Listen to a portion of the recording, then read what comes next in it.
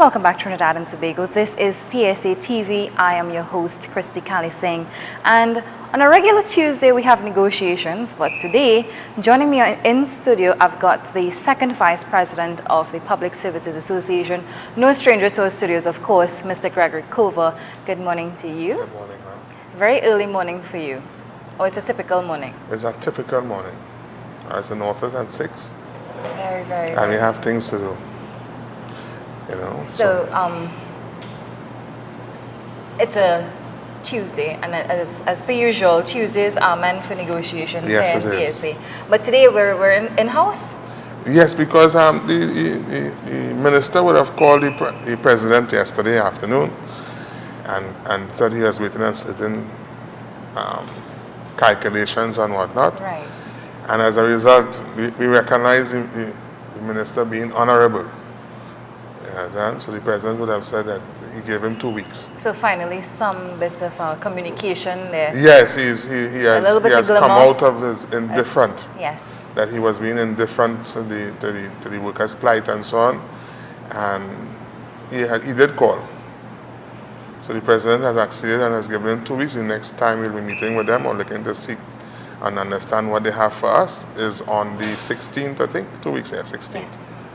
So 2 weeks from now, folks, PSA members, 2 weeks from now, CPA negotiations restart, and we are praying and hoping that they do the right thing and come with the positive news of giving us not a living wage, as most people would say, but a wage for the public officer to not have to moonlight. Yes. To not have to do 2 jobs. Because, you know, when you look at the history of public service and public servants, it comes out of the colonial days, it comes out of the monarchy, that their servants were their serfs, they were owned by the royalty and the government and so on. So as a result, even in the laws today, it's misconduct for a public officer to the one do a next job. Yeah. He needs to seek the permission of the permanent secretary in his ministry, and he even needs to get the DPA's permission for him to get another job. But I mean, it leaves public officers no other choice in the and that is as a result of the side hustle has now become a main hustle for some of these public officers. Yes, because I would say, I like to use the word incompetent, but I've been told that we're not supposed to be so harsh with them, and that the CPO's hands are tied, right, so to speak. And in observing the CPO within the last few meetings, I'm of the view, especially when she agreed with the statement that any reasonable man will not refuse a reasonable offer. Yeah. It said to me, and it spoke directly to me, that the CPO is a reasonable person. Yeah. And that she's a public officer for the past 30 plus years, you know. And I'm saying in terms of, she is committed to the public service, and that is what is even worrying and troubling, that one of her appointed deputy CPOs is a soldier with no allegiance to the public service. You understand? So that is what is troubling. And when we observe what is taking place under this administration, is that the whole thrust of the administration is the dismantling of the public service with the introduction of contract jobs, the dismantling of the public service with the introduction of who they has put as the president or the chairperson of the RRCB, the dismantling of the public service by not honoring the rationale and the agreement signed when they created the RHAs. You understand? Because they created the RHAs, and the understanding then was that the RHAs, all public officers that goes across to the RHAs would remain being represented by the PSA. And here it is now, we have the former president of the PSA being the Minister of Labor, and is encouraging the RHAs to behave how they behave. They're advising them. Total opposite of what would have been said. And that's what I'm saying. Yeah. You know what I mean? And when we look also at the fact of the matter being that the new head of the RRCB, right, is a former industrial relations consultant to the airport authority. Yeah. And would have made a recommendation and even advised that they are not supposed to be represented by us. Our members there they are saying that we have no recognition to represent them. Do you feel sometimes that recognition of trade unions is slowly becoming more difficult as time passes by? I think what they have done is that they have created an education system that is developing young people today that does not understand the fact of unity is strength. That if we are divided, we shall fail and fall. You understand? Yeah. That in the coming together, putting aside our differences of race, of class, of status in life, of where we live, that when we put these things aside and we unite, we are the strongest then. You understand? And it doesn't matter who your parents are or who is your family, but once you're employed and you exchange your labor and your time for a wage, you are an employee. And as an employee, you need to be represented by a trade union. The origins of trade union is to protect and to promote and protect the interests and welfare of its members. And that is one of the objects of the PSA. You understand? So when we have persons not joining, persons dropping out, I'm saying to them, and today I make a clarion call to all the detractors, all of those that want to divide and tear apart the PSA, now is not the time for that. We are in a war for the soul of the country, for the soul of Trinidad and Tobago in terms of the labor movement. We need to bring all forces united together. So I'm making a call to the Simon Gabriel, the Coffees, the Dwayne Hewitt within the PSA. I'm making a call to the members of JTAM, those all registered trade unions in Trinidad and Tobago. Come, let us have the conversation of how we can defeat an administration that is against labor. You know what I mean? They have said, it is written, and I've heard it said sometime before, you know, that when a person shows to you who they are, believe them the first time. Don't wait for them to do it again and again. Yeah. And this administration has shown themselves to Numerous be against labor. Yeah. At every event. Interesting enough, I was just, my first guest was a former trade unionist as well. He's now an opposition member, Rudy Indara Singh. He's a schoolmate of mine. Wow. And he made the point that, you know, the government has gone against everything that they signed for, everything that they agreed with regards to trade unions in terms of having regular meetings, not just for issues, but just regular meetings. When was the last time that they did? In the trade union business, we call that a non-crisis meeting. And he accused them for union busting. Of course. And the author of the union busting is the former president of the PSA. And I'm saying, a person can live their whole life supposedly fighting for labor, and then all of a sudden turn to be an oppressor. It means that that is how they were, that is who they are, and have been all the time. You understand? Because we are commanded to be in the image and likeness of our Creator. And He has said He's the same yesterday, today, and tomorrow. So when you see a person changing their coats, can a leopard lose their spots? Can a zebra get rid of their stripes? The answer is no. So when you see Jennifer Baptiste Primus behaving how she's behaving now as the Minister of Labor, it must be two reasons. One, that she has gotten a blight from the PNM. She has never faced the polls. Yeah.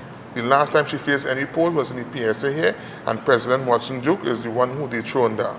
And she's now getting her blight from the PNM. So she's playing a tune that the piper is being paid for. She's being paid to do what she's doing. And I'm saying, it must go against your conscience, that you spent your whole career, your whole life, fighting for people, fighting for labor. And then all of a sudden you are against labor. You're telling workers, do not come out and call on the 7th. And you know, strange enough. But nobody listened to her. You know, strange enough, my memory serves me right. 3 years ago, when the then administration, the now administration, was in opposition, the Dr. Riley was hugging in arms and holding up arms with the Rogers and the David Abdullahs going to Faizabad. You understand? And our president was at the time was being bullied and almost arrested by the police. You understand? And I'm saying, wow, look what time has changed. And those that were closeted in arms together are now enemies. That the PNM has, this administration last year alone took away over 7,000 of the members from OWTU, 700 of the members from Communication Workers Union. And what they didn't take, others drop out. Because there is no use, no benefit. The value of being in a trade union has been diminished. And the author of that is Jennifer Baptiste Primus and this administration. And even when you look at this shift away from permanent work to contract work, it's something that has been silently but gradually been taking over work in this country. Yes. There's slowly but surely it has. And what we at the PSA is saying is this: work of a continuous nature must mean permanent job. Yes. Contract job with work of a continuous nature must equate to a permanent job. How do we get that and understand that? For instance, in the judiciary, they're closing down the judiciary as we know it come the 1st of September and replacing all the jobs there. Yeah, so ads are out in the newspapers. That's right. All the jobs there with contract jobs. They have not changed the industry. Once there's a Trinidad and Tobago, there will be a need for a judiciary. And I'm saying that once we understand that, then what they are doing is wrong. It's against the ILO convention. And you know, one of the advisors, the great Dr. Henry in Cipriani, one of them, he came from the ILO. His base is within the ILO. And they have a convention that speaks to permanent jobs, real work, sustainable wages, and not sustainable just for you to be a slave and that you're buying food and clothes only, but sustainable, you're able to put aside, go on vacation, invest, provide for you, and leave an inheritance for your children. I think what a lot of workers don't know as well, the rights which are being taken away by contract labor, in terms of you're no longer privy to, let's say, go to a bank. I think it's not about they're not knowing it, they understand it. It's their awareness is still dormant, they're still asleep.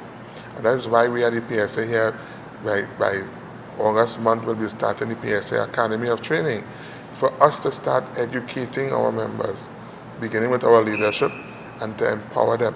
That when we start having that education taking place, that they will understand and appreciate that a contract person has no life really. You understand? Because you can't go into any financial institution and leverage that. You can't. You understand? As a matter of fact, a taxi driver that is making daily deposits or weekly deposits from his earnings is better recognized by the financial institution than a contract worker. That's the reality. Yeah, it's very sad. And nothing is being done about it. It's not that nothing is being done about it. I would like to make the point that change is not an event, it's a process. True. And what we have embarked on at the PSA is the beginning of change, meaning we are educating our members to understand their power. Yeah. We want to return to being a workforce, a countervailing balance to the power of the administrator, the employer, in the context of they have the power to do. We traditionally would lobby, right? So we are embarking on this on a three-front attack, meaning we at the PSA have given to our General Council and Conference the President the authority to embark and create the PDP. Because we understand that for us as a trade union to survive and exist in this toxic kind environment, we need to enter into the boardroom. We went to a JCC and the chair of the JCC, Mr. Imbert, would have said, Mr. Duke, you are not here to debate the policy that has been decided and made. You are here to debate whether the law, the act that we are going to pass, has anything that disturbs you, anything that you want to change, anything that you want to contribute to. As to the reason for the policy decision, that is not up for debate. You are not in the cabinet. That decision has been made. So I would have said to the President, Comrade Prezzo, Well, This heads it that's all. where change begins inside there. That's right. You need to get into the boardroom to determine policy, to also define our future. So I want to get him to now begin the process of taking the PDP to being a national party, Yes. because it is what is needed, a real sustainable alternative to the, if the PNM and Eric Williams is the father of the nation, the UNC is one of its stepmothers. Because I will tell you this, A.N.R. Robinson, when he called for the no vote after the Black Power Revolution in 1970, would have given the PNM and Eric Williams all 33 seats. And they had the power then to do what they wanted. You understand? Hence the IRA, which is against your constitutional right. You understand? And the need for it to change is, there are monumental evidence and reasons why. You understand?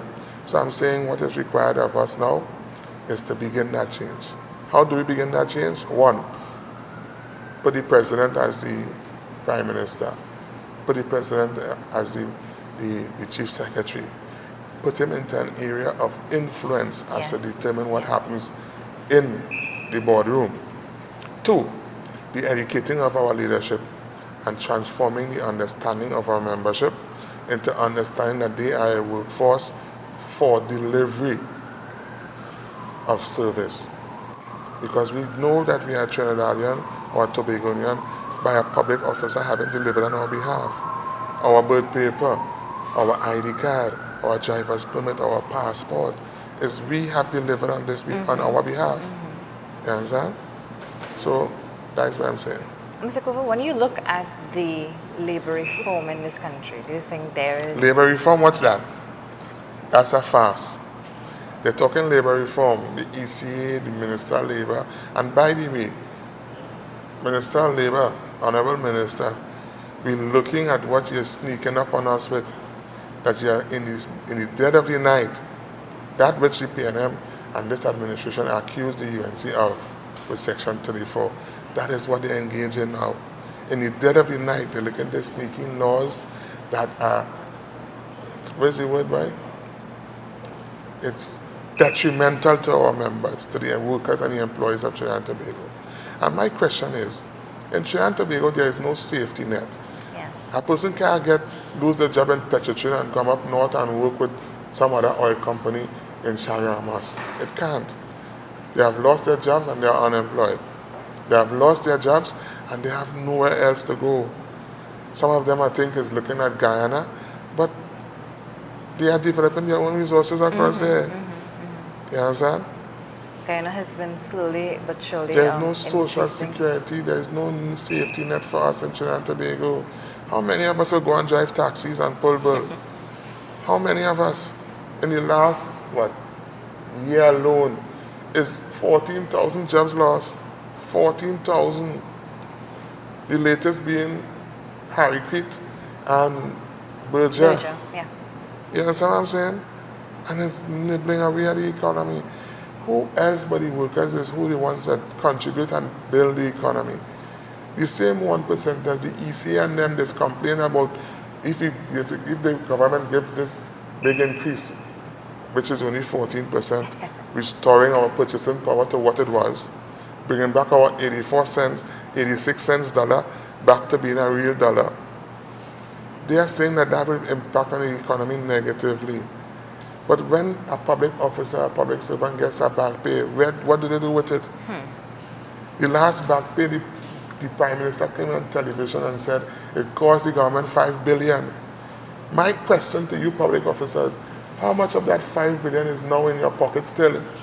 The answer is none. No, I would have seen the Prime Minister in his Labor Day message where he said, the government and trade unions need to work closer together. Now, we have seen nothing of that sort till date. What was the last meeting or anything of that sort between, let's say, the Prime Minister himself, since he has been the one pushing for it, and the trade unions? Well, The closest we came to that is yesterday, the Minister of Finance would have called the President. And we are not fooled by this attempt that you have us in bondage. We are not masochists. We do not believe in licks, and because you beat me, you love me. We have no such convention, right? We are the PSA saying that you have identified yourself to be against labor, and we believe you the first time. So we're going down the road with that understanding. All that's taking place now is for us to get our members to understand that when it comes to your salary, when it comes to your standard of living, when it comes to taking care of your family, that party and political alignment has nothing to do with that. Yeah. It has nothing to do with that. In the army, officers, there's something called officers' family. The commissioner of police, he come from a line of officers, or his brothers, his father, and the Griffiths is a soldier and officers in Trinidad and Tobago Army. You understand? The Kelshaws and them his naval commanders. You understand what I'm saying? So we are saying that if a public officer has children, and their children grow up and is qualified and whatnot, they expect that their children will want to be public officers too. Teachers, children will be teachers. Doctors, children will be doctors. Lawyers, children will be lawyers. WASA workers, children will be WASA workers. They were WASA workers before they were born. TNTech workers, children will be TNTech workers. It's simple, it's straightforward. A tailor, children will be a tailor or seamstress. How it is that they don't understand this, or they're pretending that they don't understand this? You understand? Look at the Dr. Rowley, for instance. His children are lawyers and so on, following it. They become educated, they choose their career path. And that's all we are saying. It is the right of us, the public officers, the servants of Trinidad and Tobago, that our job must be, one, secure, and two, sustainable. Because the industry is not going anywhere. Every Trinidad, every country that is independent has a CSO, has somebody responsible for the statistics. Call it a National Institute of Statistics, call it Central Statistical Office, call it by whatever nomenclature. The fact is that the industry exists and it's permanent jobs. The judiciary is a permanent job. The Board of Inland Revenue, all these jobs are permanent jobs. Why it is you're saying that you love us, and we have been saying we're ready and we're ready, and you're not taking care of us. And taking care of us is not giving us a contract. Taking care of us is giving us a secure job. Yes. Our jobs must be secure, meaning it's a permanent job. Anything of a continuous nature must be equate to a permanent job. Two, why wait 6 years to give us our due compensation? The president would have said, up to Sunday, the president would have said it. He said, they're owing suppliers, they're owing contractors, and it's recognized that they're owing them. They ask if they have the money now, they say, hold on, I'll pay you soon. They're owing the human resource of Trinidad and Tobago, the human capital, the engine room of where all that is the Trinidad and Tobago economy. Nothing can get done without the employees. You're owing us. Acknowledge that.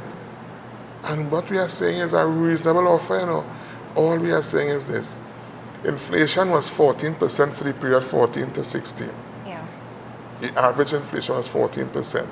Restore our purchasing power and then put something on it so that we could save, we could leave an inheritance for our children. What is the figure that you all are looking at? The figure that we're looking at, you see, that is why I have to agree that the CPO is a reasonable woman. Yeah. Madam CPO, you are a reasonable woman. I'll say that for you. Because we agreed that to live in Trinidad and Tobago now, for a person to either rent or pay a mortgage of a simple 2-bedroom house, minimum is $3,500. And all over the world, your shelter cost, there's never been more than 1/3 of your salary. So we did the maths, a simple maths, it's arithmetic rather. $3,500 is 1/3, you add the next third, you get 7,000. You add the next third, you get 10,500. You understand? 10,500 is the minimum wage after tax. that a public officer is supposed to be getting. Minimum wage. And of course, you'll hear all the propaganda. We can't afford it. We can't do this. But look at what they have done for themselves, in spite of no money. And I'm glad you raised that, because I was just going to ask you about the bill that was brought to Parliament to increase pension for the... I am for that wholly and solely, because here I'm saying, I do not expect Dr. Rowley, after he exists as being Prime Minister, to turn to being a vagrant. That will not happen. It cannot happen. He is to remain the Honorable Dr. Rowley, Prime Minister of Trinidad and Tobago. I want us to follow the example set by the United States, Germany, and Europe, and so on. A president of the United States is always a president of the United States. That's his status. Once you have achieved the highest office in Trinidad and Tobago, yes, remain as Prime Minister, as ex-Prime Minister, and have the wherewithal to live and to be comfortable as such. I am in support of that. But I'm saying what is good for the goose must be good for the gander. Let the public officers understand the same thing too. And I'll give you an example. I'm going straight to home. You know, one of the PNM stalwarts, Mr. Dumas from Tobago, just recently, within this last year period, lost his home. An ex-minister, national service, an ex-member of parliament, a PNM stalwart, lost his home. And I want to have that stop. I'm saying you do national service because to be a member of parliament or to be a cabinet minister is hard work. And I recognize it as hard work. You understand? So what you're saying is what's good for the what's upper good heads. for them, of course. You say your pension should be one, your existing salary and all your allowances, and two, if in future it changes, that your pension should reflect the changes that is currently employed or engaged in. I'm saying let that be the same measurement, the same standard applied to public officers. So in this day and age, our pension laws, the laws of Trinidad and Tobago, when a public officer retires, he doesn't get his allowances. He gets 1/3 of his substantive salary. So if he was acting and whatnot, he doesn't get that. So we have people, and in the Ministry in Trade and Investment, all of you, all public officers there, that your substantive is Clerk 1, but you're acting highest this and highest that, and your feel is a God because of your acting. The fact of the matter is when you resign and you retire and you go with being 1/3 of your substantive Clerk 1 salary. You know it's 1/3 of $6,000, Christy? 2,000. And that's if they feel they get that. Wow. 1/3 of $6,000 is $2,000. And then you have to wait until you're 65 to get your old age pension or whatever age it is. You understand? You can't live on that. You gotta live because you have children and grandchildren, and that's if, on the patronage of them, if they feel sorry for you, if they remember you. You understand?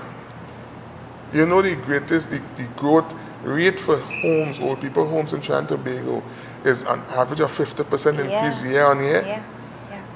Year on year, and there's nobody regulating that industry.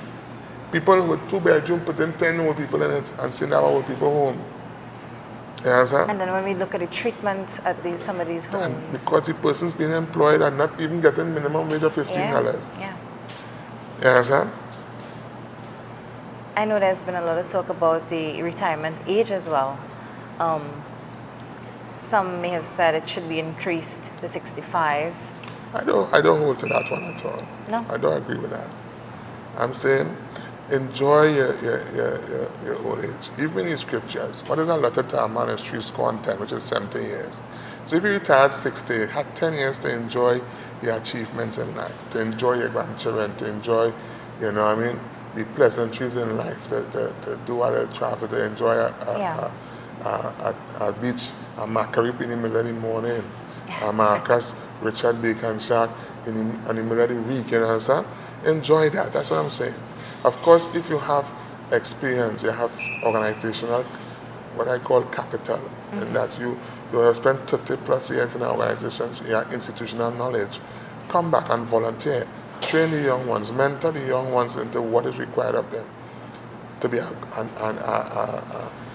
real public officer. You understand? But don't keep a young one from being employed because you're holding on to your job. You understand? Every year it's over 21,000, 22,000 young people graduating from university, graduating from sixth form and in high school. And they're unemployed. And they're unemployed. Does the rate of unemployment bother you? No, it doesn't. Because what is being reflected here, what is being reported here, is a farce. It's not real. You understand? When you go into the projects, into Maloney, La Hoketa, Borneo, and see the amount of youths that not in school, they're unable to progress past for fifth form, and they're not working. And it's real work we're talking about. We're not talking about that CPEP, URP, or Jude. All those incarnations have failed us. You understand? We're talking about real work. Teach them the value of their contribution to the society. That when a person embarks or engages in real work, then they reach out to their spouse and their children and they ask them, how was your day? But day was good. And it is a real, true statement. My day was good. What did you do today, daddy? Or what did you do today, husband or wife? When I did X, Y, and Z. How did that impact or contribute to the bottom line of Trinidad and Tobago? Well, when I produce 200 letters, X, Y, and Z, we're able to have proper nutrition, we're able to have quality foods at affordable rate. You understand what I'm saying? Not that we do today, you clean a drain in Tunapuna or wherever it is. Not that it's not needed, but that cannot be. The whole concept of CPEP is like somebody with a starter house. Right. You get a studio apartment, and when you're ready to have your family and thing, you buy a 3-bedroom.